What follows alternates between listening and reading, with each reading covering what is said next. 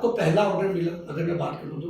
जी मुझे समथिंग 6 या 8 मंथ बाद 6 to 8 months लगे आपको to taking the first order itself. और कौन सी कंट्री से था वो ऑर्डर? कुवैत से। कुवैत से ऑर्डर आपका पहला आया। आपने कितने कॉल किए होंगे शायद, अगर 6 महीने की बात करूँ तो, और उसके बाद आपको सक्सेस मिली?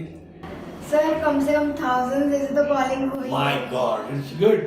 फिर भी आप डटे रहे कि मुझे कुछ करना है। जी सर। ठीक है। फिर फाइनली मुझे ऐसा लगा कि अब 1000 को लगा कुछ रिस्पॉन्ड नहीं, अब तो छोड़ ही दूंगी ये फील्ड। ओके। लेकिन फिर उसके बाद मेरी सिस्टर्स ने मुझसे भी डबल किए कॉल्स। डबल कॉल किए, ओके ठीक है। और जहाँ जिस कंट्री में मैंने कॉल्स किए थे, बात की थी उनसे, उन लोगों से उन्होंने फिर से वापिस बात की। हाँ। ठीक है, ताकि आपको शायद कुछ कहने में कठिनाई आई हो तो आप कुछ इस तरह बात कर पाए। ओके। तो फाइनली उनसे कुवैत का उन्होंने कन्वेंस कर लिया और उनसे फाइनल हो गया। बट बायर रेडी हो गया, क्योंकि एक्चुअली आप जहाँ तक मैं जानता हूँ आपका कोई बैकग्राउंड भी नहीं है बिजनेस को लेके, उसको लेके, तो बायर कन्विंस हो गया एक्चुअली आपको ऑर्डर देने के लिए? जी एक्चुअली वो भी रेडी तो नहीं थे मुझे एडवांस पेमेंट करने के लिए। You received advance payment? Okay good. और मुझ पर ट्रस्ट नहीं कर रहे थे। 4-5 दिन तक तो हमारी ऐसे ही बात चली। ओके। कि हम एडवांस पेमेंट 50% ही करेंगे, लेकिन मुझे 100% ही चाहिए था। Okay, so it was 100% itself. Okay, फिर उन्होंने फाइनली ऐसा बोला कि ठीक है बिस्मिल्लाह बोलकर मैं आपको पेमेंट करता हूँ। ओके। बाकी अल्लाह है, ऐसा बोलकर उन्होंने पेमेंट कर दिया। As a woman entrepreneur, what would your message to girls? Because see बहुत बार ऐसा सोचता हूँ मैं, क्योंकि हमारे यहाँ पे अगर बात करूँ 90% पार्टिसिपेंट होते मेल ही होते हैं। जी। राइट? हार्डली 8-10% लड़कियां होती है।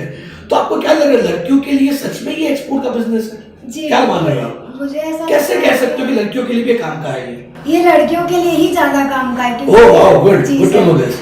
लड़कियां एक्चुअली सब ऐसा सोचती है कि हम तो घर में ही बैठ रहे थे। सही बात है। तो उनको ज्यादा ये करना चाहिए, क्योंकि ये लैपटॉप पर ही काम होता है। सुपर, यानी घर बैठ के भी आपके टाइम में काम कर सकते। Super good. उनको जब फ्री हो तब वो काम कर सकती है। सुपर। और ऐसा बाजार वगैरह जाना तो वो अपने भाई या किसी को भी साथ ले जा सकते हैं। सही बात है। तो मेरे हिसाब से तो सबसे ज्यादा ये वुमेन्स के लिए ही होना चाहिए। Awesome, great to know this. So it is a new story to listen की लड़कियों के लिए ही, राइट? ये बहुत जरूरी, क्योंकि उनको भी कम्युनिकेट करने में सबसे बड़ा एडवांटेज अगर बात करूं तो टाइम का है कि अगर आप जो भी टाइम में अवेलेबल हो उस टाइम में आप काम कर सकते हो। Seriously great story to no.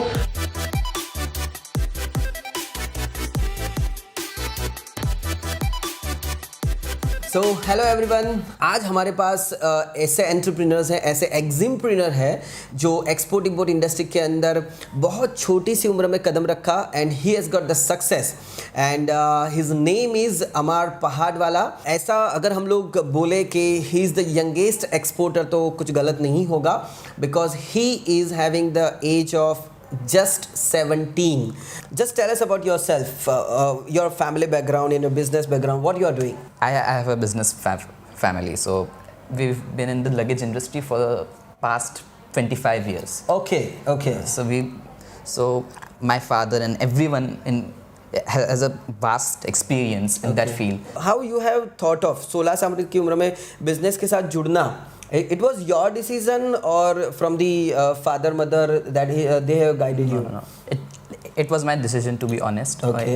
मेरा decision था, क्योंकि क्या, because कि मैंने देखा है कि मैं भी एक सिंपल पाथ ले सकता था। Okay. I'm a science student. I did 12th science. I just completed it. Okay. To This year itself. Yeah, this year itself. So I thought कि okay, ये तो सब करेंगे, Right. ठीक है, कोई डॉक्टर बनेगा, कोई इंजीनियर बनेगा, सब जॉब पे लग जाएंगे, but I had a bigger vision. I wanted to do something big and my inspiration was my grandmother. So my grandmother actually started her business on her own, so she laid the foundation. She laid the foundation for like for everything. So she laid the foundation and she was my inspiration. So from there so it's from her that I derived my inspiration from.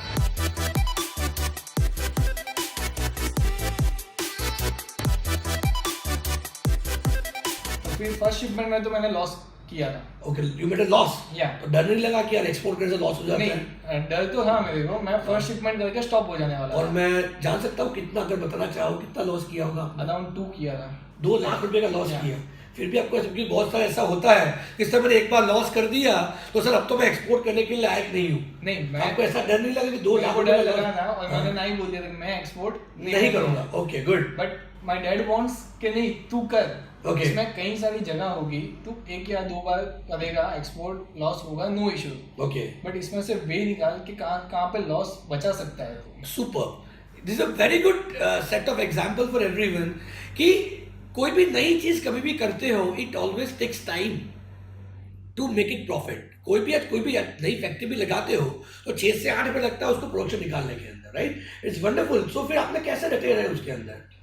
उसमें मतलब जैसे मैं segments बना दिए। Okay, कि factories है तो factories में 5 फैक्ट्रीज ऑप्शनल में रखी है। ठीक है। CHA है तो 5 CHA ऑप्शनल Okay, में रखी है। good.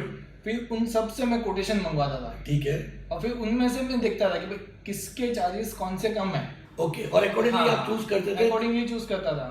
फिर उसमें से एक अपना लिस्ट बनाया कि ये वाले चार्जेस यहाँ तक कम हो सकते हैं। Okay, and then you started making the profits. Correct. But अगर वापस मैं आपके पहले वाले कंसाइनमेंट के लिए जाना चाहूंगा, तो जो आपने पहला कंसाइनमेंट किया, was it really exciting for you कि पहली बार एक्सपोर्ट कर रहे हैं? कि पापा तो इतने साल से इंपोर्ट कर रहे थे। ऑर्डर आया तब तो ऑब्वियसली आई वाज एक्साइटेड। क्योंकि आप जैसे आपको बताया आपका बैकग्राउंड ऑलरेडी इंपोर्ट का है, राइट? तो एक्सपोर्ट का पहली बार का ऑर्डर आया, so how was your feeling about that कि यार पहली बार एक्सपोर्ट का ऑर्डर आया? आई एम श्योर कि एक एक्साइटमेंट होगा आपके लाइफ में। एक्साइटमेंट था। इवन वो रात में सोया भी नहीं था। मुझे Oh, is it good? 2 o'clock मिला था। ठीक है, मेरे डैड सो रहे थे, हाँ, तो हाँ। वो 7 o'clock जाग गए। ठीक है। तो मैंने उनको बोला कि रेडी, फर्स्ट कंसाइनमेंट ऑर्डर आ गया। और अगर आप शेयर करना चाहो कितनी वैल्यू का था या कुछ शेयर करना इट चाहो? Was in $20,000। $20,000 का पहला आपने ऑर्डर Yeah. लिया। Okay, great. And that was an nightmare की तरह, सोने की इच्छा नहीं हुई हाँ. यार एक्सपोर्ट का ऑर्डर आया। That's excitement. नए एंटरप्रेन्योर सबसे बड़ी एक्साइटमेंट वही होती है। हाँ. तो फिर आपने जो अगर हम लोग बात करते हैं कि कंसाइनमेंट के वक्त की, तो ऑर्डर आ गया, उसके बाद तो बोला कि थोड़ा नर्वस हो गए, राइट? कंसाइनमेंट भेजने के बाद उसका रीजन क्या था एक्चुअली? उसका रीजन ये था कि जो मैंने यहाँ पे कैलकुलेशन लगाई है, हाँ. अगर वो कैलकुलेशन इम्प्लीमेंट हो जाती है Okay. तो कोई दिक्कत नहीं है। ठीक है। बट अगर नहीं होती है Okay. तो प्रॉब्लम है। बट आई गेस आपने प्राइस तो फिक्स करके भेजी थी? प्राइस फिक्स करके भेजी हाँ थी। जी। बट जैसे मैं बताया कि ओशन फ्रेट, हाँ। अभी जो मैंने ओशन फ्रेट लिया था वो अराउंड 15 डेज या तो 10 डेज का ही था। ओके, बढ़ गया शायद। बढ़ गया। ओके। फिर यहाँ पे जो वेयरहाउस चार्जिंग था, तो मुझे लगा कि भाई ये 10 डेज में हो जाएगा या तो 7 डेज में हो जाएगा। बट ना मुझे डॉक्यूमेंटेशन का कोई पता था। Okay. और जो मेरा CHA था, तो उन्होंने भी यही बोला कि भाई हाँ एक्सपोर्ट हो जाएगा, कोई टेंशन सही नहीं। बात है, सही बट बात। उसकी लाइफ का भी ये फर्स्ट कंसाइनमेंट था एक्सपोर्ट ओह, का, I see. तो वो मुझसे शेयर नहीं किया उसने। Okay. That is why you were just wondering Yeah. यार कि इस पे कैसे प्रॉपर्ली चला जाए, मेरा पैसा आ जाए। Correct. So what was the payment terms you discuss with the buyer? 30% advance, 70% super. So there was no, एक तो रिस्क तो नहीं था हाँ. कि मार में पैसा नहीं आएगा। बट इशू ये था कि हाँ.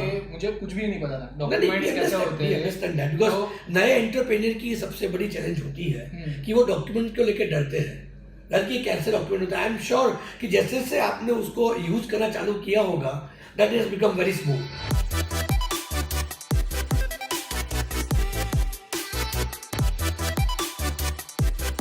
मिस्टर बिलाल आमला करके हैं, जिन्होंने बेसिकली, मैं डिस्कस कर रहा हूँ उनके साथ कहाँ कहाँ पे एक्सपोर्ट किया है, किस तरह से किया है। जो ड्यूरिंग द प्रोग्राम हम लोग देखेंगे कैसा उन्होंने स्ट्रगल किया, किस तरह से वो सक्सेस मिला, और सक्सेस मिलने के बाद की खुशी, which is very much important. मैं सबसे पहले जानना चाहूँगा कि क्या आप पहले से ही एक्सपोर्ट कर रहे थे या रिसेंटली आपने सोचा कि एक्सपोर्ट करूँ मैं? Basically, I was a trader okay. since 1947. Oh, is it? Okay, good. Our firm is from 1947. 1947. Okay, good. And in various multiple products we were trading. Okay. In ceramics, glassware, Good. yarn, textiles, and everything. And formerly we did imports last in 90s. 90s. Okay. तब तो लोगों को शायद export import भी नई field थी. That was Good. import. True. But anyhow, due to some recession in the textile industries, that was stopped. Okay. Recently, I restarted my exim business Okay. as in exports. Okay. Exports में शुरू करना चाहा. ठीक है. Great. तो exports में शुरू करना चाहा तो देखा कि भाई मार्केट पोटेंशियल है, मगर जो सिस्टम है उसको अच्छी तरीके से समझ ले, जान ले. Super. उसलिए IIIM से ज्वाइन किया एफिलिएट होकर. Okay. Good. और सिस्टम को समझने के बाद हम इस एक्सपोर्ट की फील्ड में आगे बढ़े. Okay. Great. तो यूरोप से स्टार्ट किया, Okay. साउथ अफ्रीका किया, और ceramic, pharma, agriculture products, Good. Food and supplements, cosmetics, perfumery, okay in चीज़ों पर फोकस कर रहे हैं। ओके बट बहुत सारे लोगों को एक क्वेश्चन होता है, मैंने देखा है, वो लोग कहते हैं यूजुअली बायर्स नहीं मिलते हैं हमें, राइट? क्योंकि इंटरनेशनल मार्केट के अंदर बायर्स ढूंढना, बायर्स से बात करना, कम्युनिकेट करना, उनको एक चैलेंजेस रहती है। सो विच इन 2 to 3 months, जैसे आपने बताया कि आपने एक्सपोर्ट चालू किया, so was it become more easy to find a buyer? No, वो किसी रेफरेंस से था। Okay, But it was with easily you can reference. do it through the internet and website. Okay. And trade fair okay and the government delegations which they took by FIO. Good The main credit goes to FIO, Federation of good. Indian Exporters Organization. True तो उसकी अगर आपकी membership है, हाँ तो उसके बहुत सारे प्रोग्राम्स होते हैं, इंटरेक्टिव सेक्शंस होते हैं। Good. ज़्यादातर बॉम्बे में, अहमदाबाद में, दिल्ली में, वो मैं रेगुलरली अटेंड करता हूँ। अटेंड करते हैं आप, सुपर।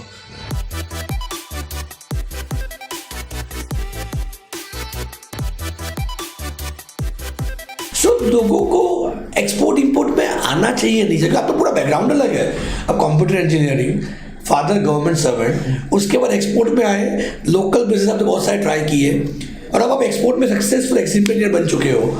तो आपके हिसाब से लोगों को सच में एक्सपोर्ट में आना चाहिए? हम लोग जो मिशन चला रहे हैं, आपको लग रहा है ये इंडिया के कोने कोने में पहुंचना चाहिए, लोगों को जागरूकता लाने की ज़रूरत है? बिल्कुल सर, बिल्कुल। इससे हमारा ही नहीं, कंट्री का भी फ़ायदा है। कैसे, अगर मैं बता पाऊँ तो? आप बता पाए कंट्री तो का सर। फ़ायदा यही है सर कि हम जितना एक्सपोर्ट करेंगे उतना फॉरेन करेंसी आएगा हमारे, फॉरेन करेंसी आएगा, सही बात है, और उतनी हमारी इकोनॉमी स्ट्रांग होगी। इकोनॉमी स्ट्रांग होगी, ठीक है।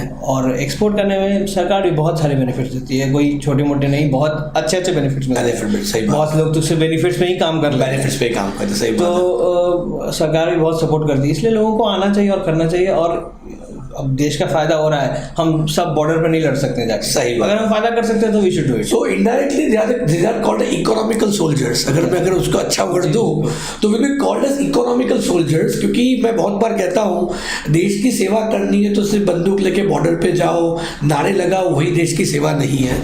अगर 10 लोगों को रोजगारी भी दे पाए हम लोग, राइट, तो भी एक देश की सेवा, एक्सपोर्ट उसी के लिए बहुत इंपॉर्टेंट है।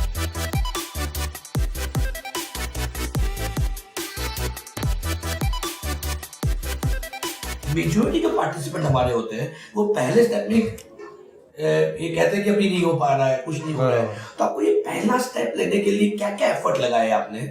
क्योंकि आपने बहुत लोगों से बात की होगी, तब जाके एक क्लिक हुआ होगा, अगर मैं गलत नहीं हूं। तो कितने लोगों से प्लान करते थे और कितने लोगों से बात करते थे डेली बेसिस? यहाँ पे हमारी फील्ड में एक्सपोर्ट के लिए ब्रोकर्स है, तो उनका हमने कांटेक्ट किया, उन्होंने भी हमारा कांटेक्ट किया, फिर उन्होंने उनकी टर्म्स कंडीशन हमारे पास रखी कि आप इस तरह से माल बेच सकते हो हमको, मगर एडवांस नहीं मिलेगा, क्योंकि वो हमको नहीं जानते थे। मेन प्रॉब्लम एडवांस का था भाई, 10% या 20%। एक बार हमने पूरा माल बिना एडवांस के भेज दिया, तो वो भी थोड़ा रिस्क है। मगर हमको यहाँ से सिखाया गया था कि भाई BL हमारे पास है तो हम कुछ भी वो कर सकता नहीं है। तो एक ये रिस्क लेके हमने पहले ही 1 करोड़ का रिस्क लिया था। जब पहले ही कंटेनर भरे तो 1 करोड़ का रिस्क लेके माल भेज दिया, बोले BL तो हमारे पास सेफ है, वो कुछ माल नहीं ले सकता है। तो इसी हिसाब से एक रिस्क लेके शुरू किया था। तो आपके हिसाब से लास्ट 2.5-3 साल की अगर बात करोगे, तो पहला भी कंसाइनमेंट के, तो क्या क्या चेंजेस आपको लगी कि और थोड़ा बेहतर कर सकते हैं? मुझे हमेशा एक बंदे को रहता है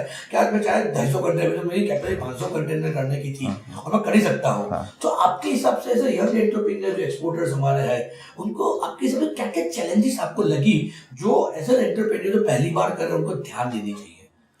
पहले तो हमने जो कोर्स किया है तो उसका हमको बेनिफिट लेना चाहिए। यहाँ से हमको सब नॉलेज दिया गया है ठास ठास के भर के, ठीक है। तो एक कहावत है कि जो बर्न करेगा वो अर्न करेगा। पहले आप ऐसा सोचोगे कि भाई मैं पहले पैसा कमा लूँ फिर खर्चा करूंगा, तो ऐसा नहीं होगा। आपने बताया था कि आपको एग्जीबिशन में पार्टिसिपेट करना पड़ेगा, वेबसाइट करना पड़ेगा। ऐसे भी अगर किसी बायर ने हमारे पास अभी कोई सैंपल मांगता है तो 5,000 रुपया खर्चा होता है, 10,000 होता है, कुछ भी, हम उसको सैंपल भेज देते हैं। ये नहीं सोचते कि हमसे ऑर्डर मिलेगा या नहीं मिलेगा। एक बार उसको हमने इतना खर्चा करके भेजा, वो सोचता है एक जेन्युइन पार्टी है, फिर हमको इसलिए ऑर्डर मिलता है। तो अभी 250 कंटेनर पर पहुंचे तो उसको हमारी क्वालिटी अच्छी लगी, हमारा नेचर अच्छा लगा, हमारा एथिक्स उसने देखा कि ये सही पार्टी है, तो आगे जाके वो हमको और काम के लिए भी वो करता रहेगा, ऑर्डर मिलते रहेंगे। ओके, तो ये अभी ये जो सारे आपके ऑर्डर आए, क्या सर यहाँ आपकी फैक्ट्री में बैठ के ही आए कि आप भी कहीं बाहर गए, एग्जीबिशन में गए, लोगों से मिलना हुआ, या फिर आपको कॉल करके ऑर्डर आ गया आपके? मुझे बहुत बार ऐसा लगता है लोगों को, मैं यहाँ से 50 बायर को 500-300 बायर को कॉल कर लिया और मेरे पास ऑर्डर आ जाएगा। कि आपने कुछ उसके ऊपर भी कुछ एफर्ट लगाया उसके एक्स्ट्रा? एफर्ट्स में तेंद्र भाई ने पेरिस में था एग्जीबिशन सेल्स सियाल में, उसमें पार्टिसिपेट किया था, तो उसमें भी एक मिला था कस्टमर। फिर सिपाल का बोला जो सेनेगल में हाँ, तो उसमें भी एक बार 2 बार हमें मिले, एक राइस का और एक मस्टर्ड सीड का। उसमें सर मुझे ये सीखने को मिला कि सामने वाला जो बायर है आपको उसकी लैंग्वेज आती है। जैसे कि हम अफ्रीकन कंट्रीज में कर रहे हैं तो वहाँ फ्रेंच कॉलोनी है, तो हम फ्रेंच क्लासेस कर रहे हैं, अभी फ्रेंच बोलने के लिए हमको थोड़ा थोड़ा अभी आ गया कि उससे बात कर सकते हैं, तो उसको अपनापन लगेगा और उससे आपको थोड़ा ज़्यादा फायदा हो सकता है।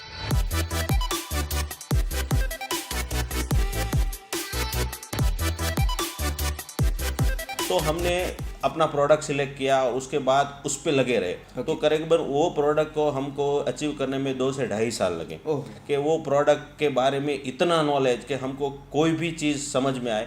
तो हम पहले प्रोडक्शन में गए, पहले ट्रेडिंग शुरू किया, फिर धीरे धीरे प्रोडक्शन शुरू किया, वो डोमेस्टिक माल बनाया, फिर एक्सपोर्ट क्वालिटी का माल हमने मेंटेन किया, फिर जाके हमको एक्सपोर्ट के लिए प्रिपरेशन हुए, फिर हमने एक्सपोर्ट के लिए मार्केटिंग शुरू किया। उससे पहले हम प्रिपरेशन में लगे रहते। जैसे क्रिकेट मैच में होता है, हम आप लोकल खेलते हैं, फिर रणजी खेलते हैं, फिर इंटरनेशनल में जाते हैं, तो वैसे ही मेरी जर्नी रही। बहुत टाइम लगा, लेकिन एंड में हमको सक्सेस हासिल हुई। ओके, तो जब आप ये प्रोडक्ट को डेवलप कर रहे थे, जब प्रिपेयर कर रहे थे, जैसे आपको नाम से पता चल रहा है दैट भरत भाई मांगुकिया है और सूरत से है, तो ऑब्वियसली गुजराती बिजनेस पीपल है।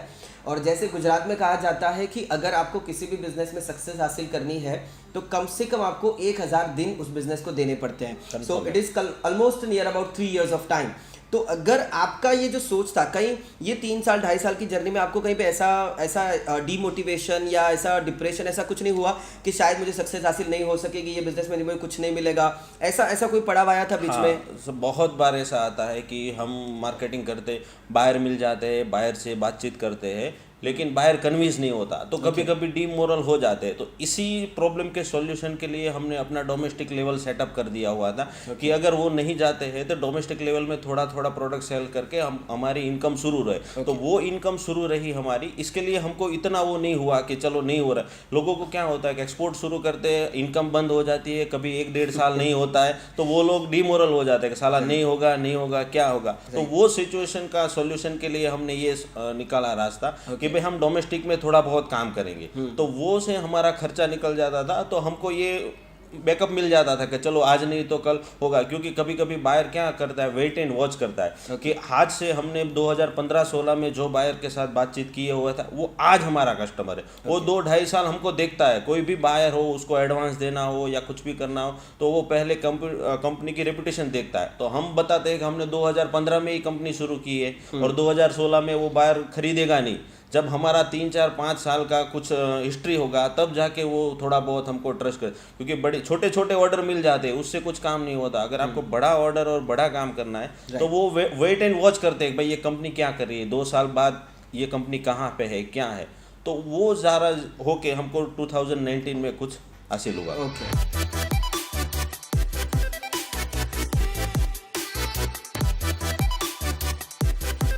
Khurram, any message to our youngsters? I would like to give only one message to them. Do not be conscious. Everything you take risk will give you one day yield or something beneficial to you. Whatever, if you are also failing in your field, don't take it as a failure. Take it as an investment. All right. It is your investment for your future, because you are getting an experience from that which will help you in your future exports or any other consignments or any other in part of your life. So that's what I want to say. Don't be afraid of any failure. Take your failure as your progress and just go on. This is a huge field, and I'm surely with their guidance, I am damn sure that you are one day going to be a big exporter one day.